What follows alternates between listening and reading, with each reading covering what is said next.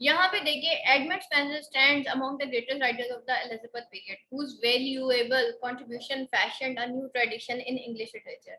Spencer's rich and vigorous imagery and careful treatment of metrical structure left a profound influence on succeeding poets and ensured his place as one of the seminal literary artists in flamboyant field of English literature. Spenser reached the highest pinnacle of his art and invention with his romantic poem, The Faerie Queen. It has been hailed as Spenser's masterpiece, the supreme triumph of poetic art in English literature. The Faerie Queen is written in Spenserian stanza, a form which the poem himself invented, a suitable vehicle for a long narrative poem. Suggestions for its construction were taken from 3 Italian meters. Suggestions जो थी for its construction वो जो है 3 Italian meters से ली गई. The Ottava rima, the terza rima, यानी कि the sonnet and the ballad stanza. ठीक है, ottava rima एक्चुअली sonnet को कहा जाता है और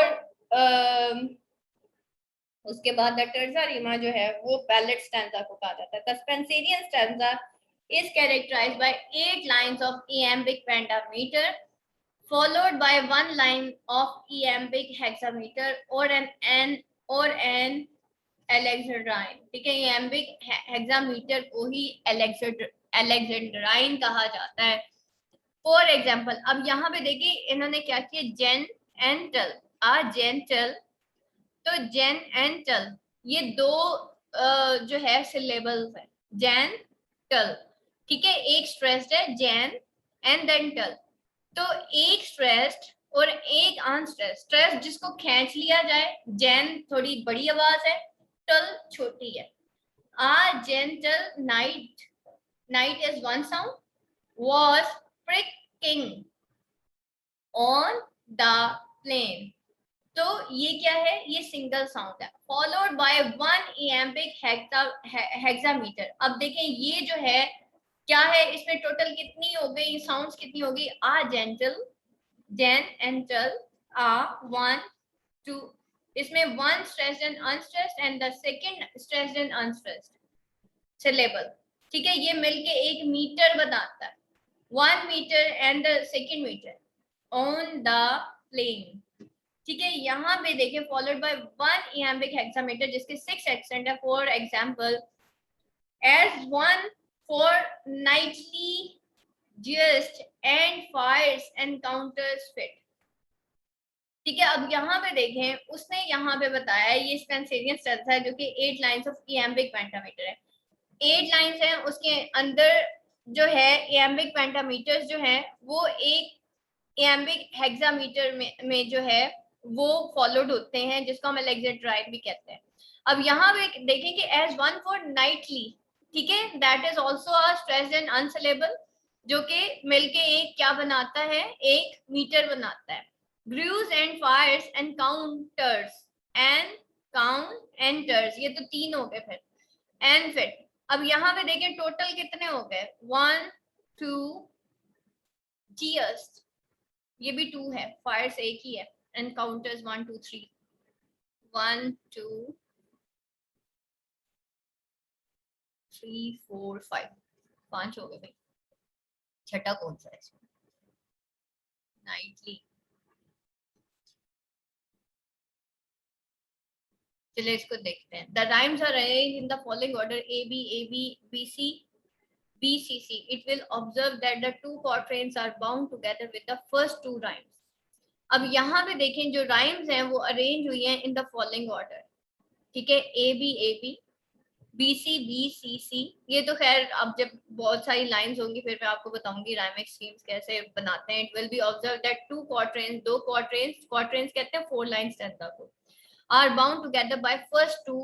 ठीक है, उनको बाउंड किया जाता है फर्स्ट 2 राइम्स और एक alexandrine के साथ, विच राइम विद द 8 लाइन, जो कि 8 लाइन के साथ राइम करता है. ठीक है, तो अब क्या है, 2 quatrains हैं, 9 लाइन स्टैंजा है ना, और जिसका ऑर्डर क्या है, ए बी बी सी सी. ये जो आखिरी वाला है ये तो हो गया कॉपलेट. ठीक है, जो कि राइम कर रहा है. तो यहाँ पे देखिए कि फर्स्ट 2 राइम्स, पहले 2 जो है वो राइम करते हैं यानी कि ए बी बी सी जो है राइम करते हैं, and the alexandrine which rhymes with 8 line draw out the harmony with the peculiar lingering effect. और ये जो आखिरी 8th लाइन है ये सी के साथ जाके राइम करती है, draws out the harmony with the peculiar lingering effect. Normally जो स्टैंजास होते हैं या वो 4 होते हैं, 4 लाइन स्टैंजास होते हैं, या फिर वो 6 लाइन स्टैंजास होते हैं, या फिर वो 8 लाइन स्टैंजास होते हैं। लेकिन इसने क्या बनाया, इसने 9 लाइन स्टैंजा बनाया, और उसमें जो है उसने दिखाया कि फर्स्ट 2 स्टैंजास जो हैं वो आपस में राइम करें, जिसको हम क्वार्ट्रेन कहते हैं। उसका बेटा ये मैं आपको बताती हूँ, ये जब तक सामने पोएम नहीं आएगी 2 लाइन से राइमिक स्कीम नहीं बनती। एक चीज मैं आपको बता दूं, राइम स्कीम पूरा स्टैंजा 9 लाइंस का भी आगे आएगा तो मैं आपको बताती हूँ कि किस तरह होता है। तो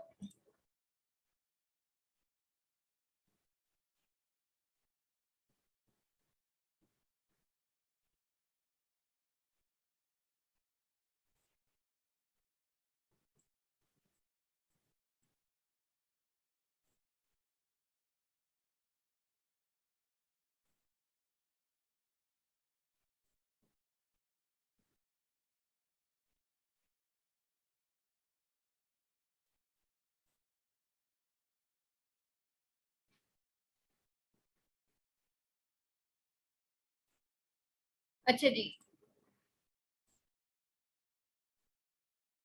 यहाँ पे देखें, in scanning and reading it is necessary to observe the law of accentuation. Accents यानी कि इसके लिए अब जरूरी है लॉ ऑफ एक्सेंट्स पढ़े जाएं।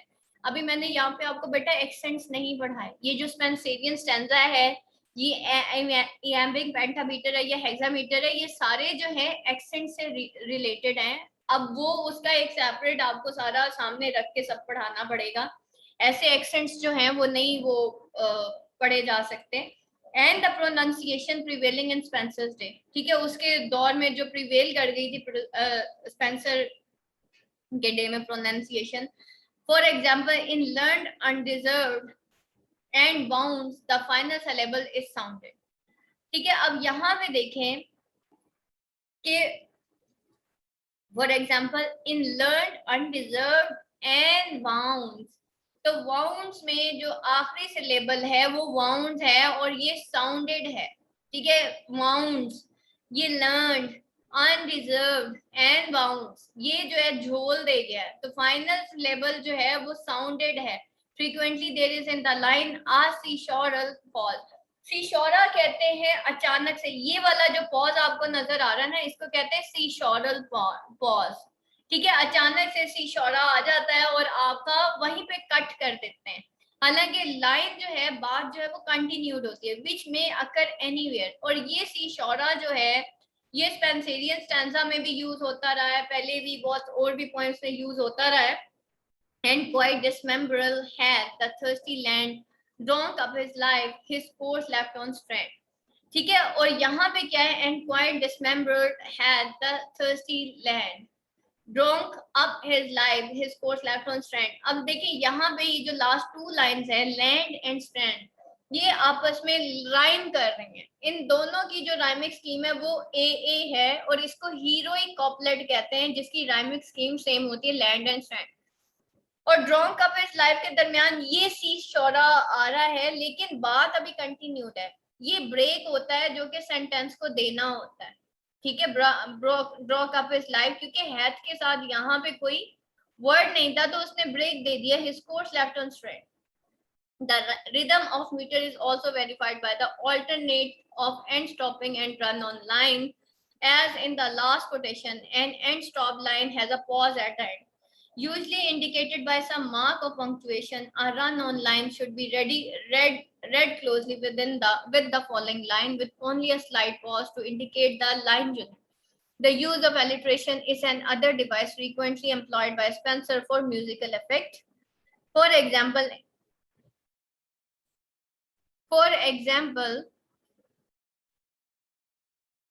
in which that big the use of alliteration कहते हैं बेटा रिपीटेशन ऑफ वर्ड्स को या फिर रिपीटेशन ऑफ साउंड्स को।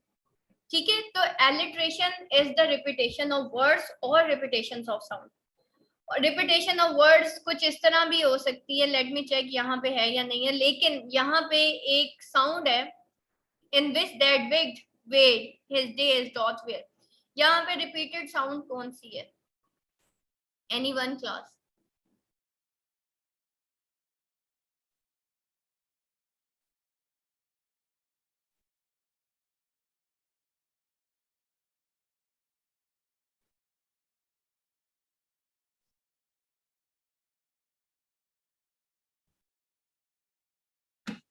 समझ आए? समझ आई? ये होती है बेटा, ये म्यूजिकल इफेक्ट देती है। ये use of alliteration is basically the repetition of consonants, उनको कहते हैं कॉन्सोनेंट एलिट्रेशन, कॉन्सोनेंट्स कहते हैं। एलिट्रेशन बेटा एक्चुअली कई तरह की होती है।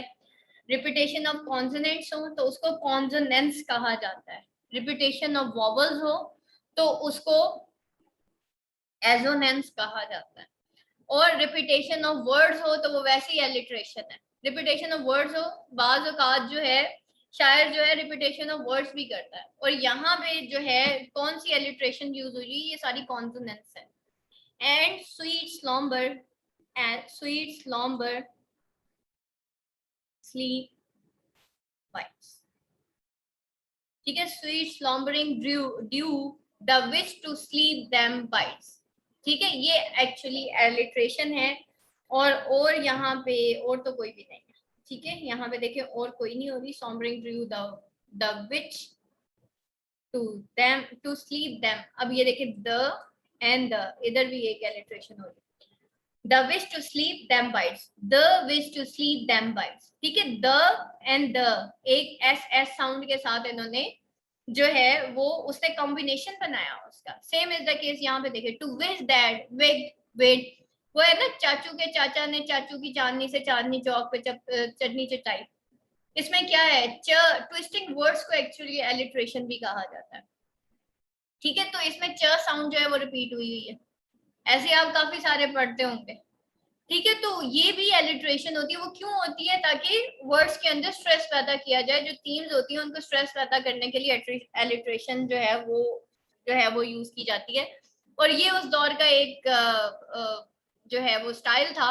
इन this that wicked wight his days doth wear, और फिर उसके बाद split something due the weak to sleep them bites, that, like Lily, Marlowe, and Shakespeare, Spencer felt the new delight in the pictorial and musical qualities of word. ये जो alliteration होती है या pentameters होते हैं या iambic pentameters होते हैं, ये musical quality देते हैं words को, and invented new melodies and word pictures. His aim at finish, exactness, and fastidious neatness, then at ease, freedom, and irregularity. And if his versification has any fault, it is that of monotony. The atmosphere is always perfectly adapted to the theme. The peculiar diction of the fairy queen should also receive the careful attention to the reader. As a romantic poet, Spenser often preferred archaic and semi-obsolete language to more modern form. He uses 4 classes of words that were recognized as the proper and conventional language of pastoral and romantic poetry. Archaism, dialect, classicism and Gallicism. अब यहाँ पे देखें उसने 4 classes of words जो है वो use किए as proper and conventional language, जो कि pastoral कहते हैं, ये जो चरागाहों पे हम पोइट्री लिखते हैं बागों बहारों की, उसको पेस्टोरल पोइट्री कहते हैं। रोमांटिक पोइट्री आपको पता है इमेजिनेटिव पोइट्री को कहते हैं। फॉर एग्जांपल आर्काइज्म, डायलेक्ट कहते हैं कबायली जबान को, इलाकाई जबान को, क्लासिकिज्म आपको पता ही है, और गैलिसिज्म यानी कि पिक्चरस क्वालिटीज जो होती है वो दे देना। He did not hesitate to adopt from Chaucer many obsolete words and grammatical form. He also employs many old words from Leomont, Wycliffe and Langland. His dialect forms are taken from the vernacular of the North Lancashire folk with which he was familiar. Some are still a part of spoken language of that region, such as Brent, Curdle, Forsort, Faerie, Foray, Pite, Sidon, Carol, and Carth. Notwithstanding Spencer's use of foreign words and construction, his language is as thoroughly English in its idiom as that of any any of our great poets. Lionheart says, I think that he had not been a great poet, he would have been a great painter. ठीक है, उसकी एक pictorial quality थी poems को लिखने की, that's why उसने कहा कि भाई ये जो है ग्रेट पोएट नहीं था बल्कि ग्रेट पेंटर था. And Alexander Pope says there is something in Spencer that pleases one of the strongly in old age as it did in youth. ठीक है, और वो कहता है कोई ऐसी चीज थी जो कि प्लीज करती है एक इंसान को as strongly in old as.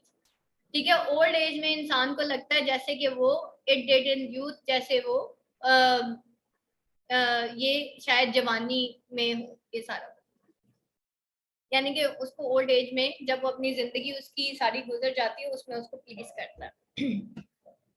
The reader hears in its line a stately and indulating rhythm that intoxicates the ear and carries him on with an irresistible fascination. He sees the unsubstantial form of fairyland go sweeping by in a gorgeous and dreamlike pageantry, and he feels pulsing in its luxuriant and enchanted atmosphere the warm and beauty-loving temper of Italian race. Points to remember है, contribution of Spencer है, the arrangement of Spenserian stanza, Spencer use of unique diction, then Alexander Pope's observation, and then final conclusion. अच्छा जी, अब आपका रह गया बेटा एक allegory का क्वेश्चन रह गया, ये इंशाल्लाह हम कल करते हैं. आज जरा ये स्टैंजा फॉर्म्स को हम समझ लेते हैं. कोई मुझे स्टैंजा अगर यहाँ पे मिल जाए फेरी क्वीन का